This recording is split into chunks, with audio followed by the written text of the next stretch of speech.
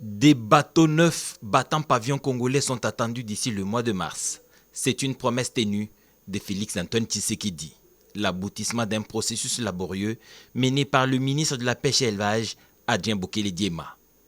Les travaux sur ces bâtiments par les sociétés qui avaient gagné le marché sont terminés une année après leur début, comme l'exigent les usages.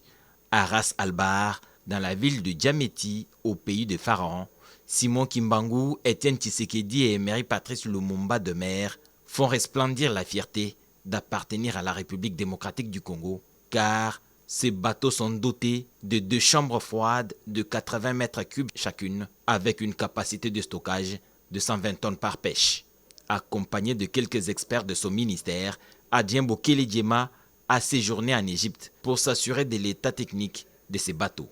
Il y en a 3 de 27 mètres connus par ses noms historiques et qui seront de pêche en haute mer, en plus 5 embarcations qui pêcheront sur le fleuve, ses affluents et les lacs de la RDC.